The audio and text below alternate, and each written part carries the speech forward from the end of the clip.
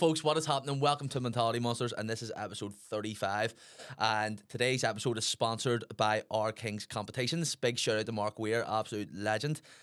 Today's guest, in my opinion, is the funniest comedian in all of Ireland, I would say. It's not just your opinion, man. It's fact. It's just proven fact. So, Micky, how's things? Not too bad. Oh, yeah, thanks. It's nice to be out of the house. Nice to be out of the house in the new car. I know, man. Who says Caine Can me tell you, doesn't I pay? can't afford it. Like it's so there's my nickname on the comedy scene is deck chair, right? Because I fold easily, right? So I've always wanted to have an Audi A5, and I saw one the other day. I saw it on Wednesday, right? I was like, I wonder should I just test drive that? Right, I'll just go up. I'll test drive it. I'll ask how much my car's worth, see if we can trade it in, whatever. And took it for a wee spin and was like, right, it's pretty good. Like, guy was like, he was telling my missus what wee gadgets were in the cars, heated seats and all sort of stuff. And then he just dropped in, it's a 3-litre V6, and I was like, I'm buying this. I'm buying this. My car wasn't worth as much as I thought it was. So the payments are more than I'm paying a my old car. The fuel consumption's worse, so I'm paying more than that. The insurance is higher, the tax is higher. Life is gonna get tough. I can't afford this, but by fuck, when you drop it in the sport mode, it goes, "Brah!" And I'm like, beans and toast for the foreseeable future. I took my ma for a fucking spin on it, and she was going, Michael. I'm like, I don't know how to stop it. Something's taking over on me, I'm sorry. We Catholic man just sitting in the rosary going, oh fuck. There's no holy water in this car, it's a death trap. Question is though, did the missus have an impact on it? Does she say who's like, well, To be fair, she liked it. Yeah, she Yeah. likes it. Now, I think she thinks she's going to get driving it. no chance of no That's chance. a baby girl now. Like, That is that's a princess. That is. Um, And who says like all these comedians, right? By the way, Shane Todd rocked up Lethal Car, Paddy McDonald, Porsche. He rocks up in an Audi. Is it just comedy or is it drugs? I wish. You need to. I'll tell you what, if it was drugs, I'd have taken them. Do you know what I mean? If it was No drugs, profit. if it was drugs, I'd pull up here in a Punto, being like I lost everything. Needle marks on the arm. Get any drugs on you? We'll have Aaron Butler up here in 2 weeks, I think. Uh-huh. Aye, in 2 weeks. So if he He rocks, drives a scrapper. does he? To be fair, he drives a big Hyundai, but it's one of the good. It's like a good one. So he's sensible. He's sensible with his money because he doesn't drink and he doesn't like Shane doesn't really drink. I think Paddy's kind of. I'm a rocket basically, but Aaron's kind of like he's very fucking careful with his money and knows what he's doing. He's like kind stingy. of. No, he's not stingy at all. No. But he's just like this is what Smart. I like to do, and I'm going to keep this. And because you realistically, we all should be saving for a pension. Yeah. Because when the arse drops out of comedy, Paddy'd be alright. He can go back to fucking doing all the jobs he did before. The rest of us are fucked. Like I can't do anything. Like what did you work as before? Being a comedian. It was just wee jobs. So I kind of Weed jobs. Aye, so I was in the civil service for a year, and I was like, it's still the best job I ever had because basically all I had to do was hand the ticket out for the dole, and there were 7 of us taking turns. So Unreal. it was that year I worked in the civil service is probably the most I've drank and like fucked about with drugs in my life because there was nothing to do. Nothing to do. Like, what was your working week? So you go like it was it depends because it was flexi time. So officially I was in at 8:30 in the morning, but I was only turning up at 9:30. It's dangerous. When there was one day in that place, a guy I worked with, we both took Viagra and just had a race to see who'd get a hard on first. Just with nothing to do. Like we just like took a Viagra, like right, go. Like I'd say like you'd be able to smell your heart on from. oh man, it was miles shocked. I away. remember there's a point where one of the bosses came down and was like, "There's a water bottle on the second floor needs changed. Can one of you go and do it?" And we were both like, "Nope." Tuck it in. Yeah, the Hey, table's the all belt. walking. And how long were you hard for? That's a fucking weird question. Do you Ask him on. know? Because I was only 22 at the time, so I didn't need it, right? But I remember being like, it didn't go full route, but Junior Willie goes like that there. I was like, it's starting to move. There's a wee wiggle. But I remember that night going home with a girl I was going out with, and she was like, "Jesus Christ, you're an animal." I was like, it won't stop. Like, Just it that won't they're go- going. That's But the usual. It's like once you activate it, it doesn't go down. Do you know what I mean? I like as soon as you're up, it's like this is Sparta. Aye, The yeah, spear, 100%. the spear yeah, is yeah, I up. was opening bottles with them. It's like- And how long like were you there for? It was a year, so it was a they used to do a thing. It was like a 51-week contract or something. So it was a temporary job because if you hit 52 weeks, they had to give you a pension. And It's like a football like contract. yeah, pretty much. Wee And it was. contract extension? But I remember the day I left, I remember turning to my boss and going, "If you let me stay here, I'll give up on any dreams because this is a gift." Like it was literally 7 of us taking turns. One job was handing the ticket out for the dole. The other job was watching the back door. But because of civil service rules, if somebody came through the back door, you couldn't stop them. So that somebody So could you run were over a just- knife and you just be all, knife. Knife. Yeah. Mark it Knife, down. 1202. So it was classic, but yeah, there was. I was lucky. There was a guy I worked with, Big Gary, that I haven't seen since I left, but he was just a fucking lunatic. And every so often, you'd end up with a 2-hour lunch, 1 week out of the month, and so 2 of you would get a 2-hour lunch, but it'd be on a rota. And if me and him got a 2-hour lunch together, it was just You just weren't going back? It was lights out. Like it would just be how many pints can we drink before we have to go back to work. And I'll never forget a day he walked in. He had 2-hour lunch on his own, and he kept walking in. He's like, "I look fucked up." And I was on that when you look alright. He goes, 8 pints, 4 lines, and a pill. And then he walked up the corridor like a penguin, and I was like, his job's amazing. That's fucking It was quality. class. Like, See, and I used to work in concentrics. Like, this is before see the job I'm in now. aye. I used to go in, so I used to go out on a Saturday night, and then you'd be partying through to the Sunday morning, and then I'd say have work at like at 9 o'clock. The big man out there, Jerry, he used to pick me up from the party. We'd stop at a garage. I'd go in, grab a 4-pack of Monster and a packet of donuts, Aye. and dander through the door, because no one is going to assume that someone who's dandering in with a 4-pack of donuts is going to be on it. Aye. And I just sit like a wee gremlin at the back corner. Aye, man. I remember It's that civil service job, the first day, the taxi driver that brought me around to the place, it was in Corp Street. Do you know, it's knocked down now. Corporation Street, across from the post office. It's a bit before my day. Aye. Yeah, I suppose you still get your fucking health. But the taxi driver used to work in the same building. And he could tell it was my first day because I was wearing like a shirt and tie and all. And he was like, "You're not going to wear a shirt and tie." He goes, "I tell you right now, buy a paper every morning because you're going to do some serious shiting." And I was like, "Why is the canteen bad?" He goes, "No, you'll just be that bored. You'll be going for shites." 100%. Like just, Would you go back to it? aye. Like, no, realistically, no, because I think I've been full time at stand up long enough now that the idea of somebody telling me what to do and it being menial, Yeah, do you know what I mean? Like 100%. go and do that. I go, why? I couldn't Yes. go back to a normal job myself. Aye. Now I see just for the job, like I'm in, I see dealing with the public and stuff like that there, and in reality, people are dicks. Aye. They are, It's like, definitely because they're- I worked in retail quite a bit as well when I was going through uni and stuff, and you just start staring at people like, what side of the bed did you roll out on, and why is this my fault? what is going Do you know what I on? mean? 100%. Like a lot of people, like see when you go into like a corner shop, especially see anybody who serves you in a corner shop, their faces are just fucking stone baked. But you get it in pubs now too. I think since COVID, nobody like. There's a couple of bars I would still go to that like it's been the old barman's worked in it for Yeah. fucking 30 years and it's good crack. You can have a crack. But you can go to somewhere where it's a young person in a bar and they're obviously not going to want to be there their whole life. So What do they're you just think is the best bar, or no, the best like town or city that like in Ireland for a pint? I love Derry. Derry would be Derry's my great for a number pint. one. Galway's great for a pint. Galway is Galway's fucking class for a pint. Anywhere really. I mean, go like because I'm going for pints today. It's my birthday tomorrow, so me Is and it? Mrs. going for fucking daytime pints. Big happy birthday I to know, Micky. big 38. Fucking. 38. Aye, man. Love it. Fucking. I'm starting to have crises about it though. Do you know You're what still lying in bed like you're 2 years away from 40. Fuck. it's, You haven't bought a house yet. Fuck. Do you know what I mean? And it's like, that's me now, 28, and I'm just sitting there. it never gets easier. Like, but I always think pints is just who you're with. Do you know what I mean? If 100%, yeah, the like crack. over the course, you know yourself over the course of your life, you start like getting rid of friends that can't drink. So you start going, he's a fucking, He can't hang it. he's a grenade. Or like if you might have a grenade in your social circle, you go, he'll be away for an hour and he'll come back. Like, fucking no women want to go with me. You go, I know, sit down. Just try. There's people that go out looking for women, Aye. and then there's people that go out, like, I think the best day out for me is not an Old Firm, but an Old Firm at the same time. Any Aye. football that starts at 12 o'clock, and you're out Aye. from 12 onwards. You're out all day. Aye. It's fucking. And out early, home early is what I'm hitting now. Like if I can be back at the house for 6 o'clock with carry out, I'm like, what a day. Lethal. Would you ever party through now, or I've done it a few times recently, like, but I just can't hack it anymore. It just hits you. Do you know what I mean? Like, are you the maverick of the comedian scene? Like, is there anybody else that you think would be able to party with you? Connor Or- Keys Connor can Keys. fucking, he can put them away. Can Like, he? he can fucking. I've drank. I've never seen him drunk. But I've been That's- like, that's serious. Like saying that, like I remember we went out. Connor Keys, Dave Elliott as well. Say Big Dave Elliott Big would be able Dave to handle those has, drinks. and what he has is fantastic. It's lovely to see. He's got big daddy energy, so he'll go out and be hammering it. But he's like, I'm going home at 6, and he will go home at 6. But between 12 and 6, He's some you'd buzz. be like, fuck me. He's good Like, crack, aye. we went out to the comedians Christmas do there on the 19th of December, and I had a meeting before the fucking the staff do. Yeah. And Connor Keys texts me at just basically going, "You make it down here quick. Dave's only after drinking a tray full of shots."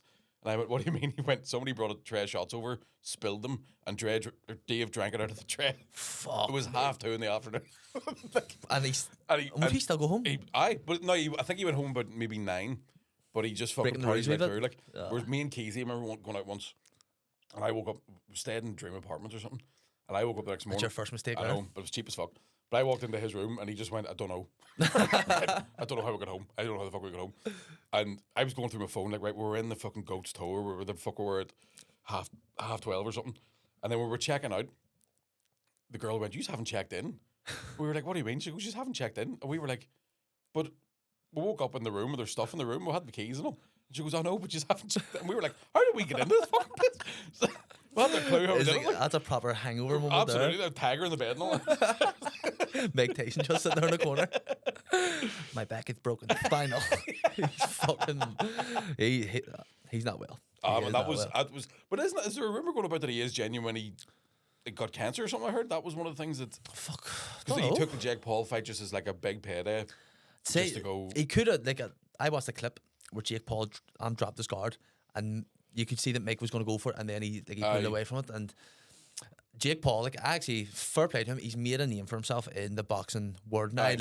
He's known, but he needs to fucking fight a proper fighter. I think now, because he's 100%. ranked and all now. Which is he mad. ranked? He's ranked by a few. Yeah, I think I forget who it is, but he was definitely ranked. Aye. I remember seeing it. See, before we break into the serious stuff, I'm guessing you have watched Say Nothing. I've only seen the first 2 episodes. Have you only seen the first two? Swear to God, man. Oh, fuck, I was going to 'Cause say. my missus is from Australia, so she doesn't get it. And I'm like, "Can you just go out of the house for an hour? I get stuck in this." I can watch it. I watched. There was only the one bit in this. I think it was the second episode. There was a shootout, and one of the fucking. Do you know the cop jumps out of the back of the van? He's shooting out with a dart. With all But the cop shouts, "Take out, motherfucker!" And I just went, "Nobody said motherfucker." 100%. There's no way I said it in the 70s. I was only about 2001 that came in here. You can remember it. It's But, still fresh. yeah, I remember the first time I heard somebody say it. I was like, are we saying that now? Just there going, Jesus Christ, turn my hat back to front now. well, here, because Big Dave is an actor himself, Aye. see if you could play someone from Ireland. Uh-huh. Who do you think that you could play? Fuck. Good, like a good role, like. Coo Holland, maybe? Fuck, that's a good question. I don't know. Like, who do you think you could? Don't know. See, I'm trying to look. I know. Say, maybe you're a bit too young. Like, maybe a James Conley. I think you I could. could probably pull off a James Conley. Aye. Can you do a Scottish accent? Like, I can probably fucking figure it out. I See the script, and do the full. What's my motivation? Free in Ireland? Right, okay. Let me see.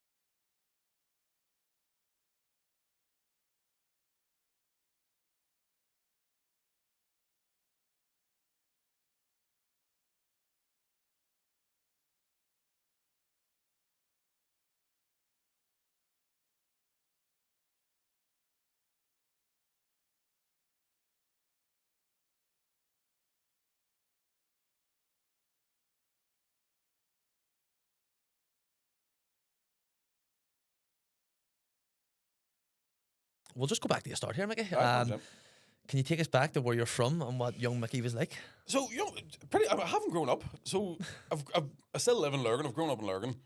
And I was just a wee funny lad. Like, just kind of, was never any good at football. And just kind of, I think I always ended up I always ended up watching people because I couldn't play football. So all the lads were playing football and I'd be watching them. Then all the girls would be watching all the lads. Like, fucking gorgeous. And I'd be just sitting there eating a burger. Like, Going, fuck yeah, actually, it's gorgeous. And then, yeah, I went, I'm going to eat the ride. It's a good hurricane he's got. Ride, to be fair. Wish I could go if it was. Do you want a bite? They got trapped you. But I was kind of just like, just a wee bit of a shy kid. I was pretty good in school. I was, did all right and kind of got through school without having to try too hard. Didn't do great. Do you know what I mean? But it was like B's Did and you C's apply and stuff. yourself? Fuck yeah, that's better than me. It was one of those things where like I applied myself to the stuff I like doing. Yeah. Do you know what I mean? So like English, history, politics, all that sort of stuff. English? Aye. Saying like, with the occupier, I see. nah, when it was just easy to do. Wasn't it? But like maths, for example, maths used to make me fucking feel physically sick. Oh, yeah. And would be afraid of the teacher and stuff, and fucking never did the homework because I couldn't do it. And then I'd maybe 5 years in secondary school just sitting in double maths every Friday. Like, fucking, please don't ask me a question. Double maths. Man, used to give us double maths last 2 on a Friday, right? And we were the top class. And I was looking at the lower classes, the lower class sounds like I'm like, the peasants. But the fellas that were fucking, you know, the teachers were like, they're thick, they're all in waste of space. And they're in the fucking playground learning how to ride motorbikes. And I'm like, what the fuck is going on here? That they're getting to do wheelies last 2 on a Friday. Real life education. And I'm in here learning about algebra, wherever the fuck that is. Like, so there's bits of school I hated and bits of it that I loved, if you know what I mean. When did you start drinking? Probably the week after I lost my virginity, so it was about 12. No. Probably What was started his drinking- name? Father Murphy. No, I probably started drinking when I was about 15, 16. 15, 16. Fuck yeah, that's... Being from Lurgan and being like just about like a working class area, that's actually not too bad. I've heard fucking... It was one of those things where like... bad ones. Because I think early on, like my family all fucking love a pint. And I was about 15 when it was like...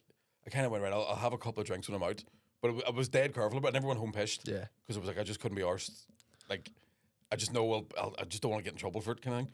And then we were at a christening one time. And I was about 16. And my dad was like, do you want a pint?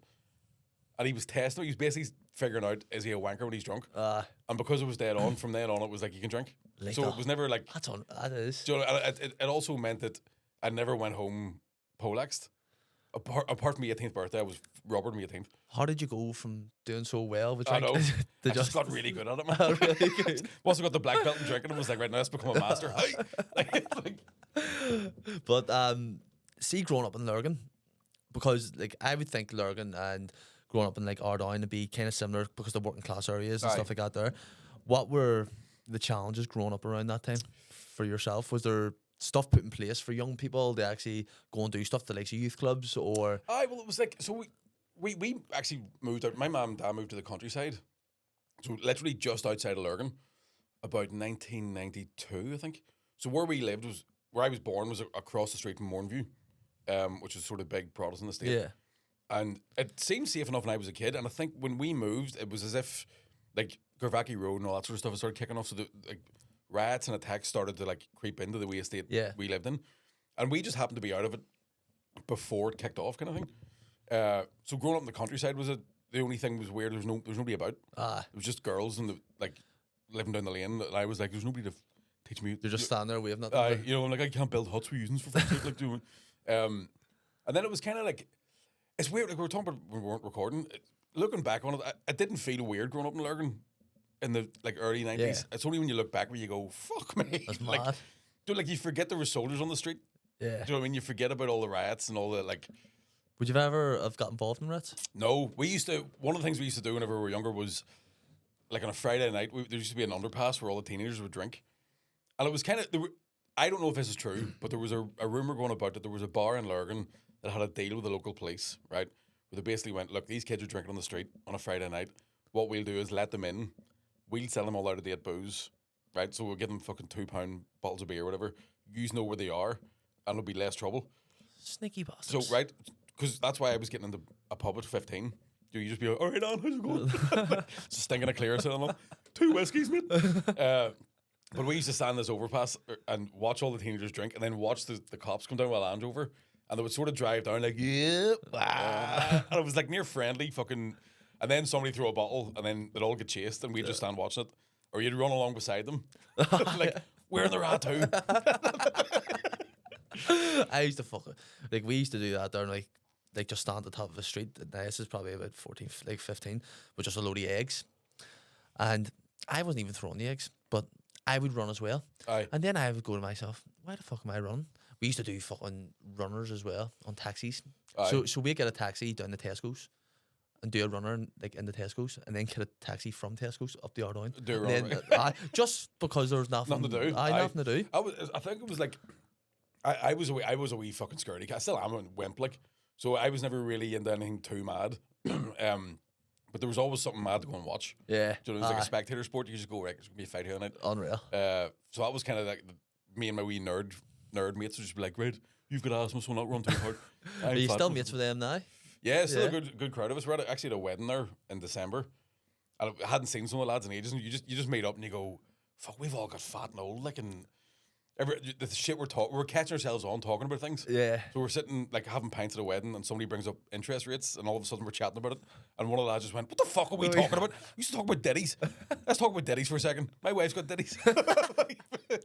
How does your wife find Lurgan? Well, I don't have a wife. Oh, your missus me? My missus, I'm a girl. Fuck I'm a it. wife. Fuck that there. No. That's a trap. Give away a half trap. the stuff. The end of it. Fuck that. Half that car out to I know. Fuck's sake. No, she likes it. I think she's kind of she's from Australia, so she's. I think at the minute she still thinks there's like a sort of a quaint. Kind of like, this is a wee Irish town. I get to wear a coat and all. And I'm like, no, you have to wear a coat. It's fucking freezing. We could have been living in Australia if it wasn't for you. And would you have lived in Australia? Would you have lived? I don't know if you could make much of a living off stand up. Just too big a country. Aye.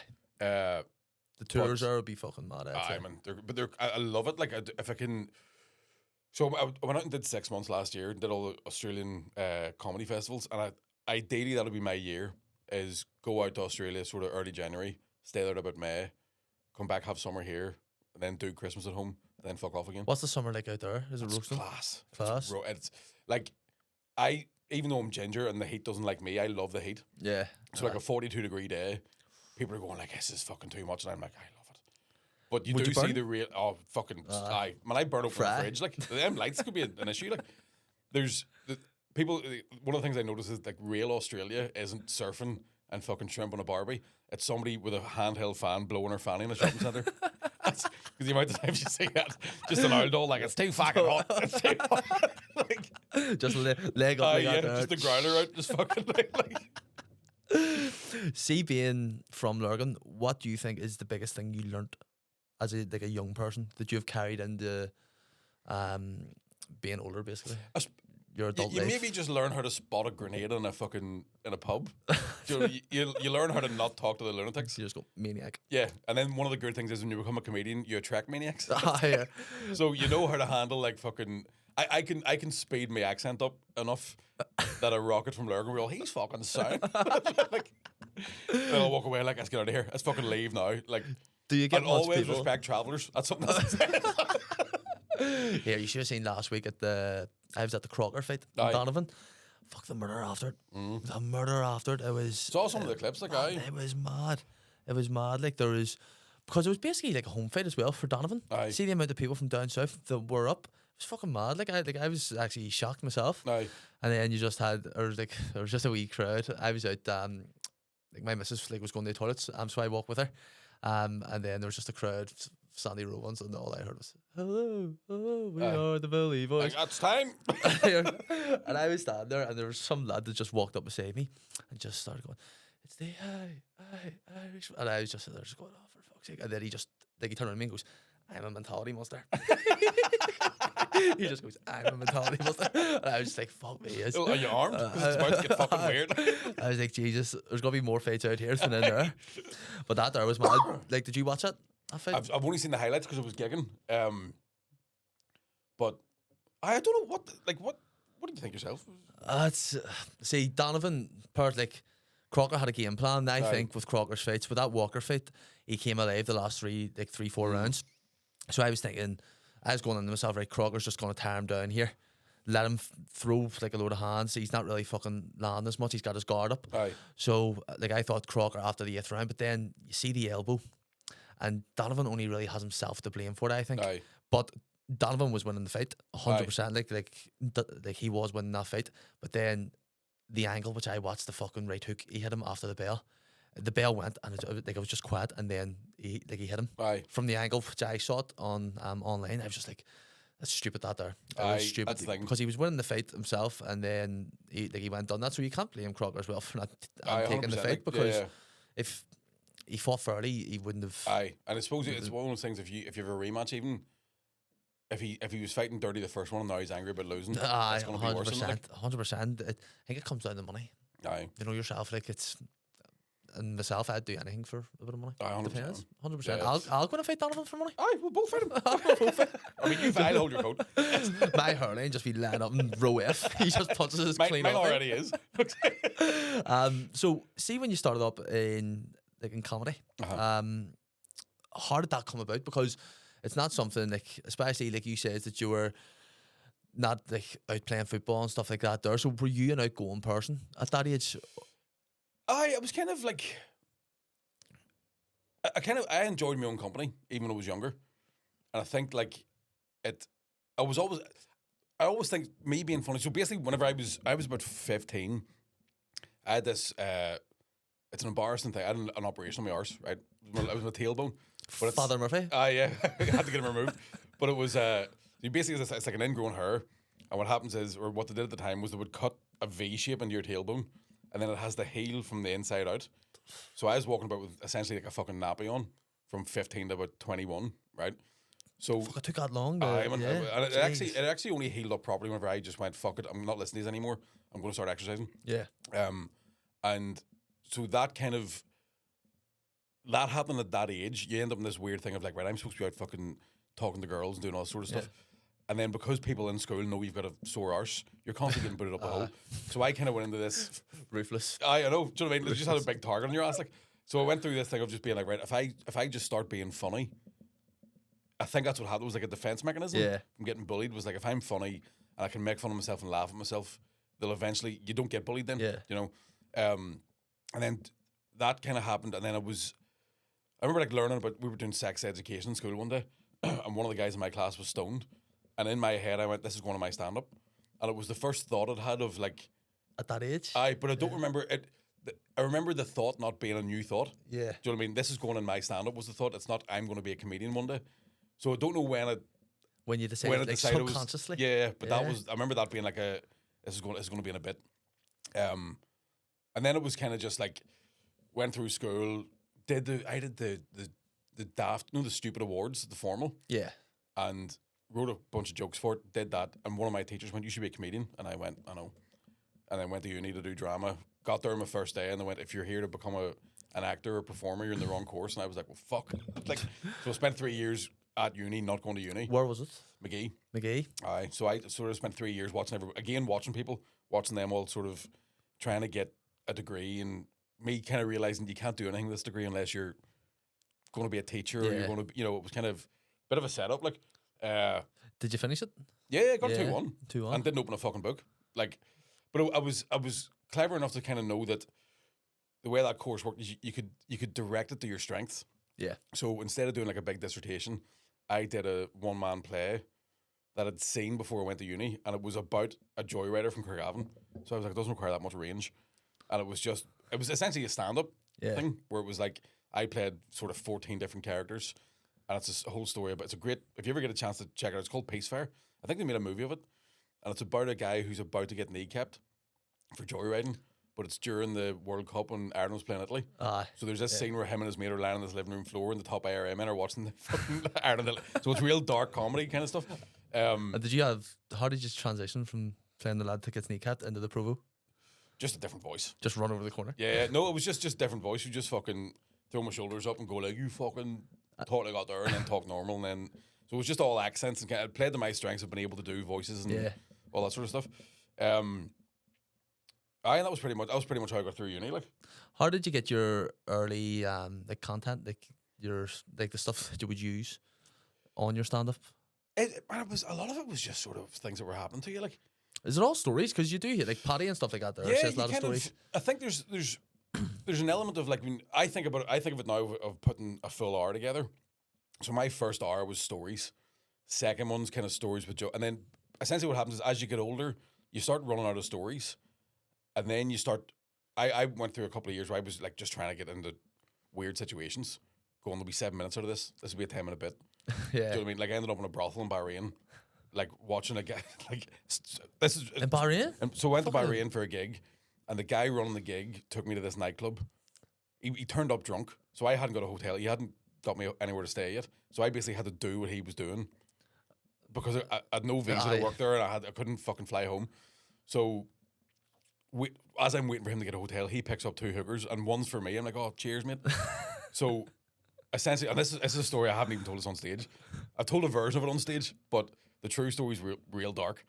And basically, we went to this fucking house that looked like a fucking ISIS video was going to take place, like. And he went in their room with this prostitute, and I was sitting with going, "We're not doing this. I'm not gonna. I gave you money, right? But I'm not writing you." And she's like, "All right, good." And I'm just sitting smoking fakes, and all I could think to say was, "Do you like your job?" Just like, no. You should have had her on a podcast. No, like, so that the shit like that happens, and then you go, right, that's you hit a point where you go, I can't keep doing that, Yeah. because eventually I'll get fucking killed. 100%. Do you know what I mean? Something fucking stupid's going to happen, and then you also have to balance out the fact that if you tell the true story, it's not fucking funny. I know, it's yeah. dark, 100%. and dead depressing. But there's you kind of go, right, well, this one thing happened and I lied. There's a comedy side This to way. it. Yeah, 100%. And now I'm kind of, it's more, my stuff now is more outwardly, it's more watching people. And back to kind of like, here, it's holding the mirror up to society, basically. Is there anybody that you have looked up to in your early days? Loads of them, like Billy Connolly, Eddie Murphy, Richard Pryor, then later on was like Bill Burr, Louis C.K., Patrice O'Neill, fucking Tommy Tiernan. Who's your favourite from Ireland? Tommy Tiernan, probably. Tommy Tiernan, yeah. I think Yeah, he's he is fucking good. incredible. Like, he's one of those guys that I've gigged with him a few times, and there's something like genuinely spiritual about him as a stand-up. And I'm convinced I seen him grow 2 feet before he walked on stage one night. I swear to God, the man got taller. Per Nick Erzon. I don't know what the fuck happened. He just got bigger, and I was like, this man's a fucking wizard. He's my absolute favorite. Has he got that aura about him? There's something like we did Galway Comedy Festival in, I think it was 2017, and the lineup was like, it was me, Fred Cook, Fern Brady, Kevin Bridges, and Tommy Tiernan. Fuck, that's a Right? deadly And lineup, I was bro. MCing, shitting myself, right? And Andrew Maxwell just had a baby. Him and his wife just had a kid, and the baby wouldn't settle. And Tommy Tiernan walked in and looked at the baby and just smiled, and I was like, "That's amazing! He's Like got something. you're legit Loki. You know what I mean? Like you're a fucking mischievous god." So I think he's just absolutely incredible. And he in the last episode of Dairy Girls, he made me cry. Like I was fully like, Joni has to tell the wee girl her ma's dead. Yeah. I was like, "Fuck!" Like, See, Grande Joe's class. oh man, that whole show's amazing. The writing's fantastic. And He's the, in Game of Thrones as well. He's Barson's yeah. Selmy as well. I think he's also in the Michael Collins movie, isn't he? He is in the Michael He's Collins. the- I think he's a G-man, is he? Aye, Is he a he's like, G-man? you Southern boys don't know how to think of this, and the car blows up. He's a G-man. See, in your early days, where was the toughest crowd that you ever faced? Was there any bad experiences you had? Loads, man. Fucking loads. And Lurgan, as much as I love the town, can't do stand up in it. Like, Is you everyone a comedian? everybody's funny, and it's one of those. I think it's a typical thing from the north. Everybody's proud of you until you do a wee bit better than they want you to do, and then it's like, 100%. yeah, fuck, the think you are. So we had early ones in Lurgan where it was like, I remember it was one in a bar, and it was actually the first time I met any comedians from Belfast. It was really early on, and the first week I went down and got a standing ovation from one table, but it still counts. And then the next week there was a guy from Lurgan and his cousin that were doing poetry and rap, and took their roof off the place, and then everybody that watched them went for a smoke because they knew them. So I just did the whole set to my sister, who'd heard the jokes in the house, and I was like, this is a fucking nightmare. And then I near got beat up one night. There's a guy grabbed me by the fucking neck in the toilets, and he goes, if you ever make fun of my niece again, I'll fucking kill you. And I went, Did you? No, I was like, who's your niece? He goes, she's not here, but that's not the fucking point. And I'm like, it is the point. How do I make fun of somebody that isn't here? But he still had his dick out. And his dick was massive, right? I remember thinking, I hope he just hits me. Like, Whip the dick? Like, if he hit me with a dick, he would have knocked me out. Like, it was fucking huge. The hammer? I swear to God. And I was like, fucking hell, I'm never going to urinal ever again. There was loads of them. And, like, I think, like, my worst death happened really early on. So it was still at uni. And basically, I tried to do stand-up, and the first year was there. And I died so bad, I was like, this isn't for me. And I was doing, like, a cabaret night. And I had to go on after this girl that sang Somewhere Over the Rainbow. And she was, it was beautiful. So the whole crowd's like, fucking... And I'm getting up trying to do stuff. I'm all like, your flatmate's girlfriend ever not wear a bra and you don't know what to do? Real fucking weird 19-year-old stuff. And the MC had gone off and got changed into a leather catsuit and a blonde wig because he was going to do a Britney Spears lip sync. And I was dying that bad that he just took the mic off my hand. He just took the mic off me and walked out to the sound of my own feet. And then I hear the door close and you hear, bow, now, now, oh, baby, baby. And I was just in the house with a fucking Tesco own brand bottle of vodka. Like, well, we'll have to figure something out. Like, I hear that is fuel. but That vodka there man, it's is. terrifying. Like, it's pain thinner. Like, It is. I had it once, like when I was fucking skint. I was going to Thompson's. Oh fuck me, died of death. I can't drink vodka. That's the one drink I can't go near. What's your drink of choice? Or your poison? I like choice? whiskey now. Like, Whiskey. I think I'm just getting older. I just like it. The finer things, isn't it? Yeah. You like the finer things? You know, like I remember my ex-girlfriend was in the house and somebody gave me a bottle of whiskey as a present. And I went, it was a real dear one. And I was like, but I'm just going to have just going to taste this just to see if it's nice. And then cut to like 2:30 in the morning. I'm going, we'll just go to fucking bed then. Like I just couldn't get enough. I was like, it's fucking lovely. It's my precious. Stay but away. it is a danger. I like drinks because I think I've probably got ADHD. I like drinks that hit you straight away. You know we are whiskey. Do you know what I mean? 5 of them you're going to shout Alexa, play the Wolf Tones. 10 of them you're going to be standing on your own man's neck. Going, tell the truth. It's not the real. But I whiskey at the minute. Like Whiskey. What advice would you give the young comedian who's wanting to start up? Don't put too much pressure on yourself at the start. I think these days, like the way people are watching comedy through TikTok clips and podcasts and stuff like that, a lot of people jump in head first to the deep end. Die on your arse in the dark is my advice. Don't be fucking having a comedian's Facebook page or a comedian's Instagram page until you're about 2 years in, because it takes a long time to actually figure out how to do stand up. It takes a long time to sort of get the muscle memory of like, that guy's not really laughing, I wonder what's happening here, and kind of understanding how a room works and even hearing the rhythm of a laugh and stuff like that. It takes. Do you observe the room and observe the audience? 100%. Yeah. It's second nature now. Like I'm doing this 17 years or something like that. 17 years. So it's like it's second nature now that you can see people not really enjoying it. You can see a yawn, and you can sort of judge someone like, is it worth going after this guy and figuring out why he's not laughing? Yeah. Or do I just leave it? Because sometimes you can go, why are you not enjoying yourself? And they could be like, my dad died 2 weeks ago and I'm just thinking about it. So you don't want to, bring a whole room down. Has that ever happened to you? Oh man, yeah. There's been loads of times I've just asked weird questions and just upset people by accident, and you're like, "Fuck, I'm so sorry." And you kind of, I remember talking to a guy in the front row, and he basically was heavily autistic, and his mum brought him out. And I was trying to chat to him, and he was just freaking out. Yeah. And kind of, but I think there's a thing to me. Good comedians have fucking good empathy as well. Yeah. 100%. So as soon as you see somebody's uncomfortable, you just go, here, don't worry about it. We'll go to somebody else. Just because I've seen times where people have picked on somebody who clearly isn't comfortable, and they've gone after it, and the whole room just goes, "What the fuck are you doing? Yeah. Leave the fella alone." You know what I mean? How do you feel, or how do you handle actually a bad gig? Like does it affect you mentally?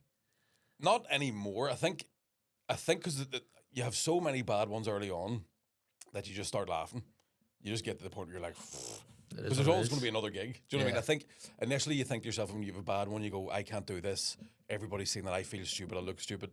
And you realise that sometimes it's not your fault. Sometimes you can just go into a room where nobody's in the mood for it, the gig's set up wrong. It could be down to, like, if the room's too bright and they can see each other, they don't feel comfortable laughing. Yeah. So sometimes you just have to go, here, that was going to be a death start. Yeah, there's stuff that's what I mean? outside your control. Yeah, absolutely. Bro, so see, just in terms of your life and comedy, what's your favourite part about life and comedy? I love every bit of it, man. It genuinely, it's one of those things that I just think I was just born to do it. So I love the traveling. I love the fucking. I love being on my own. I love being with people. Yeah.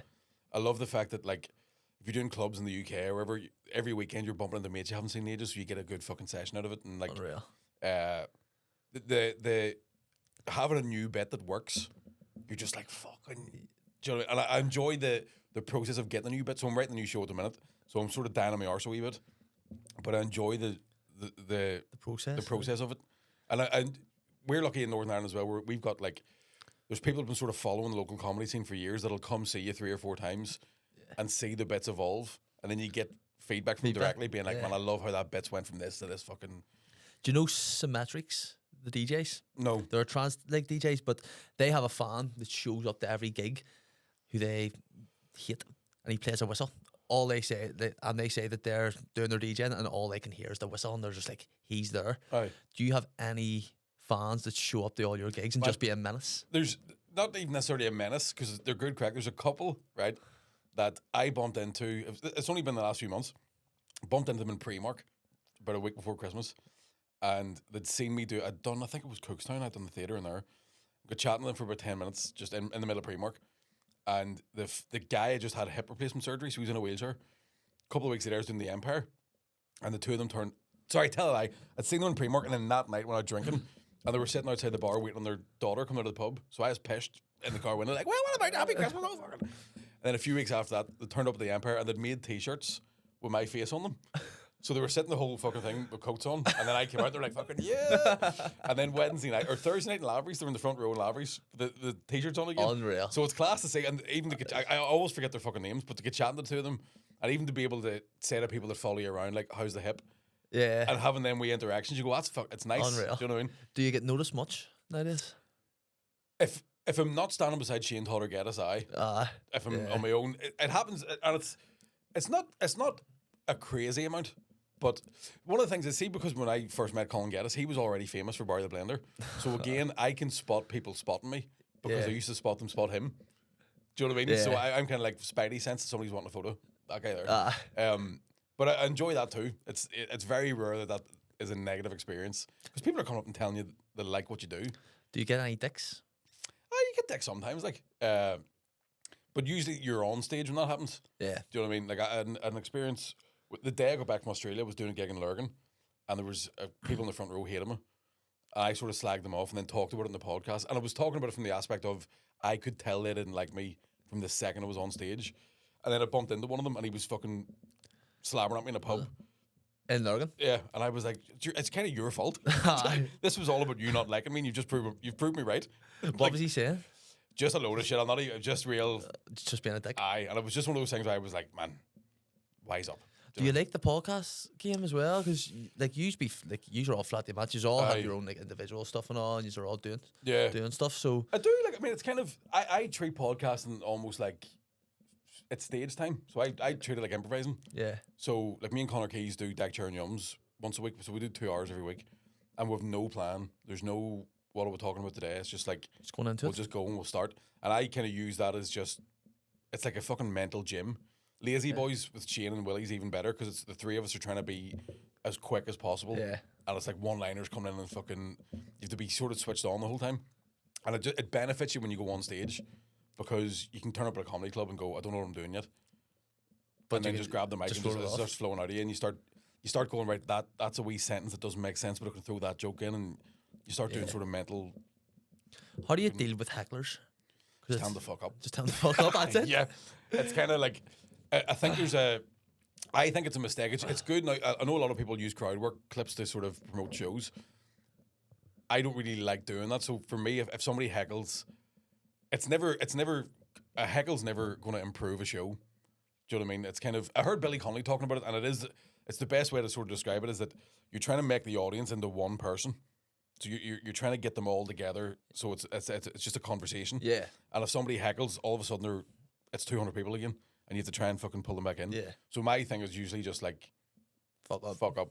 And it usually works. And I kind of have a 3, like you get 2 fuck ups and then I'll get stuck in. But usually a heckle kind of annoys the audience anyway. So they're wanting you to fuck up. Yeah. You know. Did you see the one, I forget who it was. I saw there recently that they heckled a comedian and he got the security to throw them out. Did you see it? I haven't seen the clip. I know that happens. That does happen sometimes, like, because that's one of the things that I've noticed with stand-up in the last couple of years as well, is that people now take gear and go watch comedy. That's insane. And you're like, that's a waste of drugs. Do you know what I mean? Let's get racked up and sit still. Fuck off. Do you know what I mean? Like, so your head to be fried. Yeah, I know that's the thing. Now, I've had good times where somebody's maybe fucking took a load of edibles and somebody's stoned in the front rows class because you can start narrating their fucking thoughts and they're like, fuck, he knows. He knows. And you have a good time with that. But you just look at them like, I know what's going on. Yeah, I know what. I remember seeing a guy in the front row in Lavery's one night and everybody kind of noticed that he was high as fuck. But when I went out, it had really kicked in. Yeah. And I had a great time. Just fucking. And he was howling laughing. Do you know what I mean? Because weed's a good one. If you're going to get giggles, it's the best place to be. But you do see it now. An awful lot of people are. you can just see them getting up and going to the toilet. And as someone who's dabbled in the dark arts, I'm like, I know what you're doing. Do you know what I mean? I can, The dark do you know what I mean? When you're handing the key back to somebody, I'm like, man, fucking, like, He's not going home. yeah, He's not going to there's no way you're driving. Like, so I do think most of the time it's when somebody heckles, it annoys everybody else. Yeah. So they're happy enough with fuck up because the whole crowd's thinking, would you fuck up?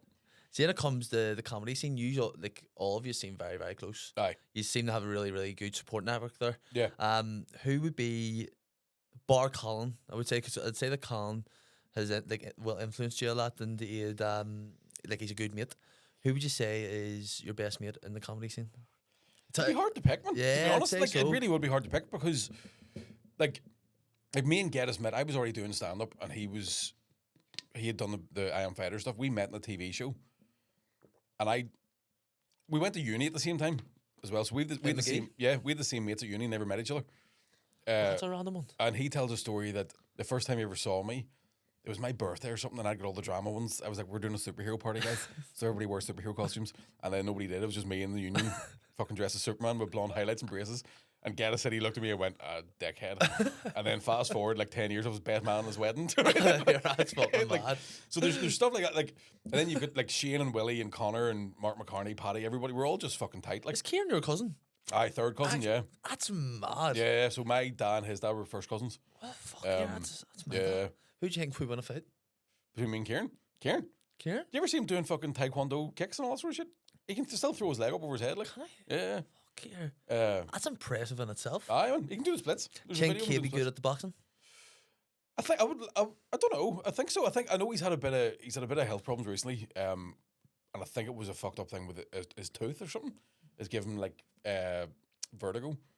What's vertigo? I don't know. I thought it was that place that you do the bouncy castles. I thought it was when Or the water you're park? afraid of heights. Vertigo. But We got vertigo. I reckon Kieran could probably fucking scrap like. I love just watching the even your training and stuff like that. Yeah. There, I think that's class. Like it's Man, it's such a good thing to do. Like I'm trying to get another one organised, just because I think, especially because we've got a following here, people like seeing us doing things that aren't necessarily just stand up and Yeah. podcasting. We all get to train together. We all get to fucking like you get to go and fight your friend and then go. I was class and go to the pub. Do you know what I mean? I have a real. And I like I just like doing something different like that. That's challenging. do you do a night like a night out after? Oh, aye. Well, yeah. Yeah. Say Like, that's messy. it's aye. Yeah. Like the first time we did it, me and Mark McCartney ended up in a bath together in the Grand Central drinking champagne. Like, and it was a funny one too. Where like I didn't have any spare kecks with us, so I was in the bath completely naked, and he was wearing his jocks, and we're just fucking sipping away prosecco. And at one point, McCartney went, "Bartlett, is that my toe on your gooch?" And I was like, "Yes, it is, mate. More prosecco." Yes, I think we will. Yeah, cheers. Good scrap. That's the finer things in life, right there. Aye, man. You're doing it well. 100%. We've got a discount in the Grand Central too, because it's for charity. But there's definitely I love it, and I'm trying to get everybody to do another one. But I know it does take an awful lot of time out of people's. Like everybody has to train for it, and then having to organise, like, because you're all doing gigs and stuff like Yeah. that there, I'd say, like, it is, like, months in advance. man, 100%. Like it's. Months in I'm advance. lucky enough that there's a boxing gym 5 minutes from my house, so I can sort of train on my own. Yeah. But meeting up for the group sessions was always a nightmare for me, and kind of. Who would have trained you, like in your corner? Sean McComb. Sean McComb. Aye, and It's class. man, I did a pad session with Sean there just before Christmas, and I was training the whole year, been training 3 times a week with a guy in Lurgan, and did a pad session with Sean McComb, and I was breathing out of my arsehole like. It's like a different level of fitness. Aye, 100%. Completely different level And of combat he's- sports. It's one of the things about, especially McComb, like me and Shane went down one day when we did the first round of comedians boxing, and Sean was just showing Shane how to move around and stuff like that, and I was like, I know how to do it, I'll be alright. And I'm watching Sean thinking, he's not even that fast really when you look at him, and then he was showing me the same thing, and he was standing in front of me, and then he was behind me, and I didn't see him move, and I was like, how'd you do that? He goes, I just know how, like he knows how to make your body just go. Yeah. Do you know what I mean? Whereas I'm 16 stone, like 1, 2. He is. He's classic. He's He's unreal, fucking, like.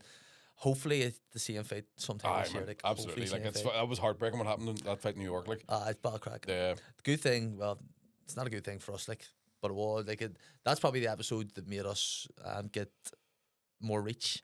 and more Aye. exposure was because we had him on the week after his fight. Aye, So it was the first time that he could speak about it. aye. So I think it's the clip that we have with him speaking about it is probably it is our most liked clip. Aye.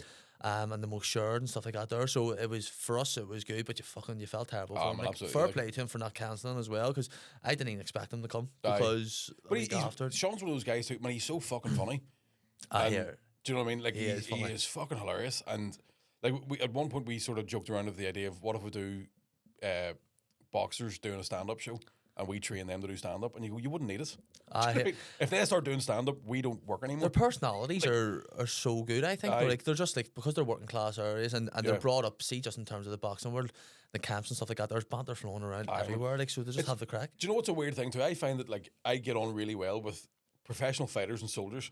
There's something about comedians, soldiers, and fighters that there's a dark sense of humor, and there's a jeopardy of like if this doesn't go well, it's going to be real bad. 100%. Do you know what I mean? Obviously, ours is the fucking lower level of it, like. Yeah. But I just found that weird in the last couple of years. I've bumped into, I've met even British soldiers from gigging in England, and go, this guy's fucking sorry. He's spot on. He's a conqueror, but he's all He's right. dead on. Like, He's you all bought me right. a pint. That's technically reparations. I was just about to say that. Take a pint of spuds if you have it. Here, 800 years, no bother, lad. Just get that. You weren't there. I mean, Yeah. So this here is a question that I've been wanting to ask you. So I want you to answer this here, and look in the camera when you're answering it in an Italian American gangster voice. right, okay. Right. So if you could give 20-year-old Mickey a piece of advice, what would it be? Don't take so much cocaine, all right? Take it easy. That and vegetables. Vegetables? Yeah, that's a good bit of advice. Aye. That is. Fucking yeah. You would have seen. treadmill every so often, you fat fuck. Maybe here you could have had a house if you didn't do the cocaine. I know. Well, no, to be funny, honest, it's rude. I've let that rumor sort of go a wee bit out of control. I've dabbled. I've never really been that bad on it because I do think I have one of those personalities. If I was to really go for it, it would ruin my life. Yeah, like 100%. And I don't even like it. I like drinking, and I like things that make me drink more. And I go, this keeps me up. But I don't, do you know what I mean? I didn't nip out the bud because people are starting to turn up like, do you want to, like, Yeah, do do you you want- want to eat bag, mate? I'm on that, I'm all right. Any That's animals just a there? myth. I know, yeah. Jenny ice cream. Do you ever see Dana White? He's sitting there at a press conference and he's just like, cocaine. It's an expensive drug. And it's He's right. It's one of them things too. I think like, see, being out in Australia, so again with comedy, there's loads of people who are just racked up all the time, Yeah. and in Australia you're paying like $500 to get a gram, and a mate of mine said it's a gram of stuff that's been in a room near cocaine once, like, and it's got the dangerous scent. now. Do you know, it's dangerous now to be taking fucking Yeah. class S because it's cut with all sorts of shit. 100%. Like, see, like you hear like people dropping left, right, and centre Aye, nowadays. especially in because of- America, like with all fentanyl stuff, like fentanyl. insane. Be some buzz that. Aye. Stay away. I know, 100%. That's why I'm going. If I ever get diagnosed with terminal illness, one-way flight to America. America. Right, give me all of it. Let's see Question, the crack right? is. Would you see if you had say a week to live? Would you try heroin? Yeah. Yeah. 100%. Like, 'cause, like I've been asked that question before myself. yeah. It's like it'd be a good way to go out. I know a guy who smoked heroin once, and he said he went, I couldn't do it again because it was that good. I know it would just ruin my life. I think if I had a week to live, 100%, you'd find me with Billy Connolly says it's a joke, but I also think that's not a bad way to go out. 100%. Just standing beside a wall with a heroin needle in his arm and a sheep. Just fucking zoning I out. just see what the crack is here. So you're well travelled, Mm-hmm. very well travelled. Where's your favourite place to gig outside of Ireland? Australia, to be honest. There's Sydney especially is a real fucking fun place to do stand up because it's a big city full of kind of like there's cool areas, there's poor areas, there's rich areas, there's kind of but everybody's seems to be sound. Yeah. And at the minute especially there's an element of Australia for me. There's a couple of times where I found the audiences were quite woke. Like Melbourne's dead woke. Yeah. To their detriment. I'm woke myself. I have friends of every different fucking walk of life, but in Melbourne, if you made fun of yourself, they'd be like, "Oh, stop saying that." You're like, "I'm making fun of me for fuck's sake." Oh, Like, you're not. Sure. do you know what I mean? And whereas Sydney always finds kind of like it's a real good city to do stand up in. Is there any cities there that you'd say are working class? It's weird that Perth, like the way they would. I don't even know if Australia technically has a working class because Yeah. they had. What's interesting about there's a bar that because my missus is from Perth, so we would go to this one bar down by a wee marina. It's fucking gorgeous, and there's like millionaires' mansions and super yachts, and they'll be drinking in the same bar as the guys wearing high vis. Do you know what I mean? Because there's guys that have made a load of money off mining, but the guys that work for them, There's no class divide. there's no class divide. Yeah. So it's an interesting sort of. I mean, it'll probably change now that there's more recession and world fucking problems, and they'll start. I think every society ends up going. A government will go, it's his fault, and then everyone goes, that's fucking your fault. Yeah. But at the minute, it still feels like Perth would be as close as you can get to. I would say like a working class kind of. Where would you go to gig that you haven't gigged before? Is there any cities that you want to go? I'd love to go to Texas and do all the stuff that's happening there now, like the mothership that Joe Rogan has built. He's built his own comedy club. Has he? Yeah. So basically, what happened was it was a load Really of. I think LA and New York were kind of the two main hubs of stand up, and a lot of comedians just moved from those cities and went to Texas. So Shane Gillis is there, Tom Segura, I think Bert Kreischer's moved out there, Joe Rogan lives there, Theo Von. There's a whole Stay away from schools. Yeah, As long as you stay away from schools. Yeah, just don't go out with a gun. But I think You're that from seems Lurgan, to be. but anyway, so no, I can dodge bullets, man. You can dodge it. Aye. Shoot me twice, it just bounces off. It's my emotions that get hurt. Especially in this day and age. Aye. Especially Can't say it about you me. can't say that. Like, see nowadays, it just seems to be no matter what you say, someone is going to get offended about something. Like, it's, But see, to be honest with you, man, it's been like that forever. I think people have a different focus on it now, but it's always been that way. There's always in the time I've been doing stand up, there's always been someone in the audience that can go, that's upsetting to me. yeah. I don't think it's gotten any worse. It's just you can read it more. You know what I mean? mean? You're more aware of it. Probably. Yeah. Like, And I think as well, like TikTok and Instagram, a lot of those comments are bots. So there's a lot. I do think that is it the dark internet theory. There's that weird thing, or the dead internet theory. The idea that a lot of comments are just fucking bots. bots, because you end up reading the same thing about certain topics. You go, that's the same person writing it. Yeah. So the idea of you can't say anything anymore, to me, anyone who says you can't say anything anymore very rarely has anything to say. And there are people that in stand-up that will go out just trying to be offensive because they think that's what's funny. Yeah. When it isn't. Do you know what I mean? You can talk about anything if you know how to talk about it. Is there anything that you have said yourself that you thought yourself, fuck it, maybe shouldn't have said that? There's definitely been times where I've said things and I've gone, are you laughing at the same thing I'm laughing at? Or are you laughing because of your own prejudice? Yeah. Do you know what I mean? And that's one of the things that'll play on me sometimes. Do you ever get any like going into the likes of say like a loyalist or Protestant area? Have you ever had anything said to you? No, I did a gig. Me and Billy Thompson did a gig recently at a Rangers supporters club, and it was one of the best nights I've ever had in my life. Where was that? Lisburn. Aye. It was. I mean, we were literally. The joke was we were on stage in front of a dartboard, so I was like, of course, fucking in case somebody wants to take a shot. Do you know what I mean? Yeah.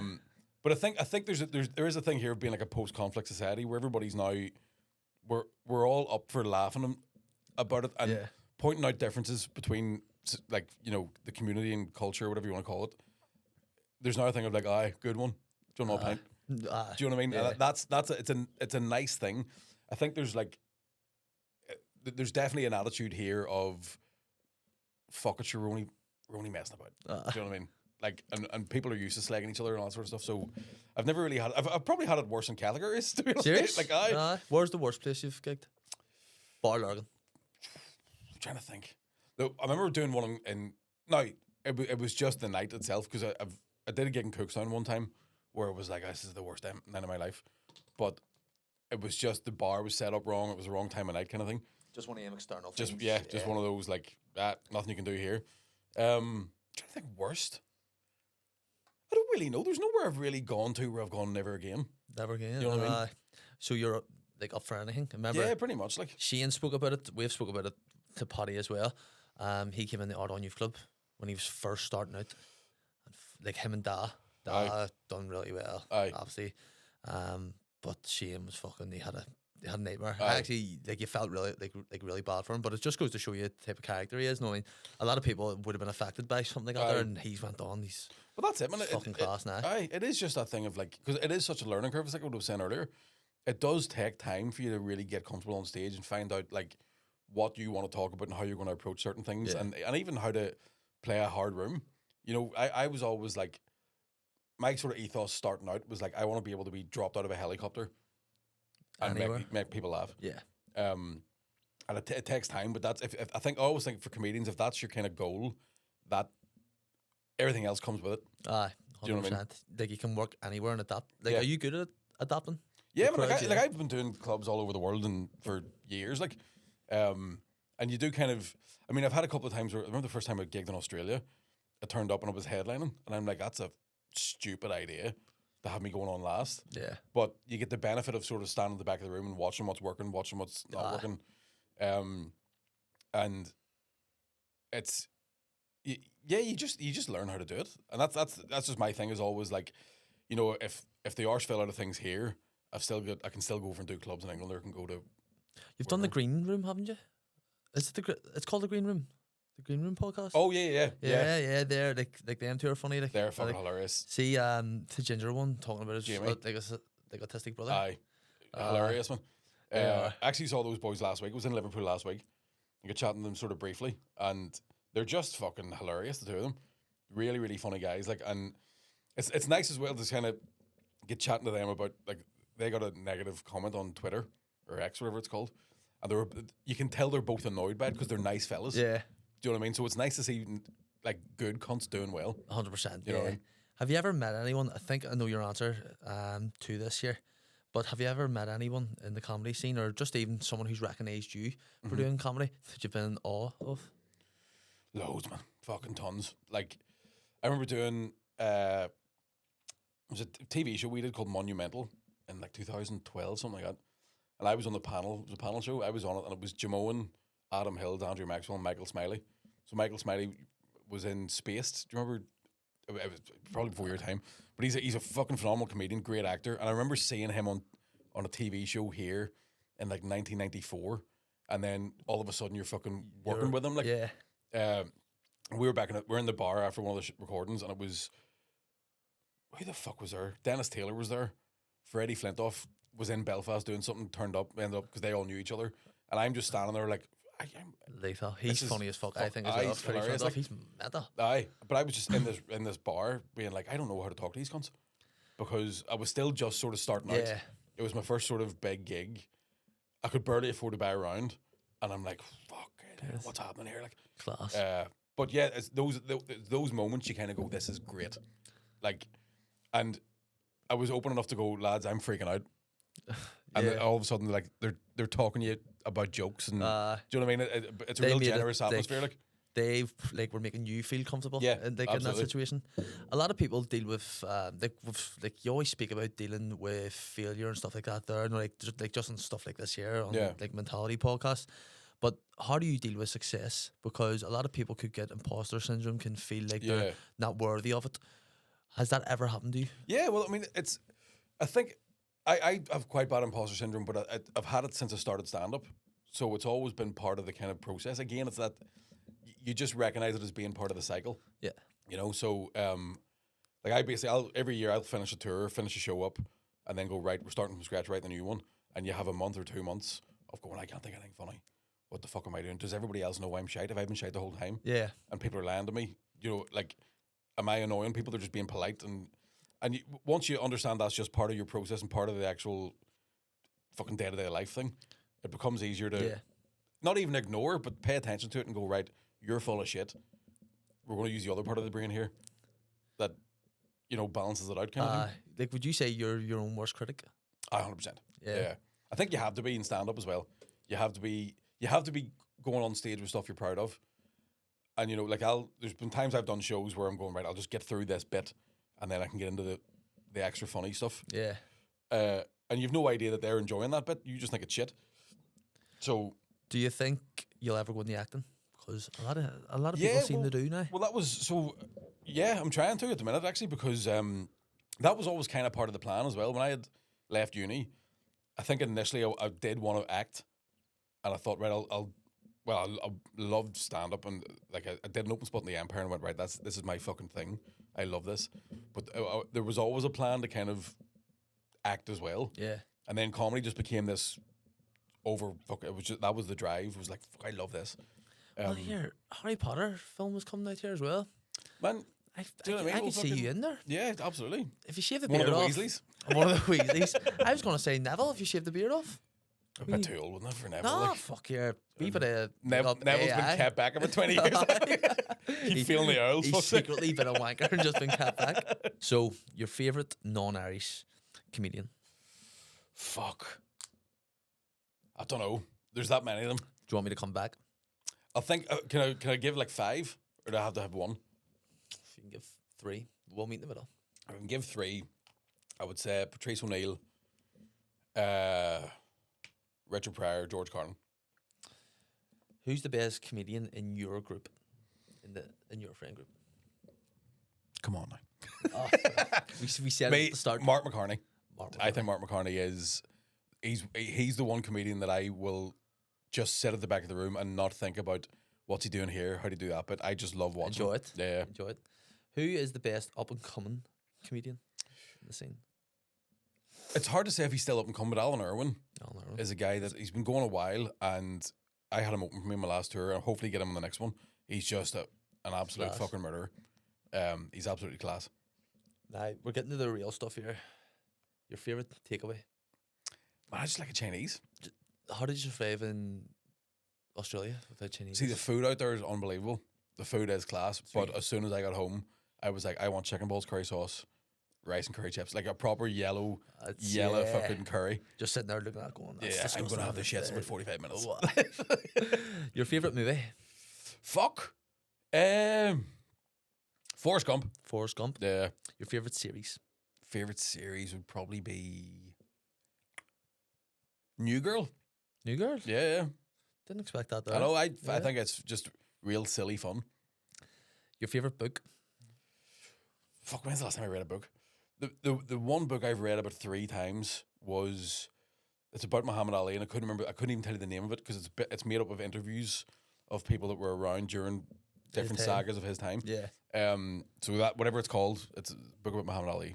Death Row Meal. Death Row Meal would be 3 courses now. This is 3 courses. 3 courses. Drink. I'd go buffalo chicken wings as Where a starter.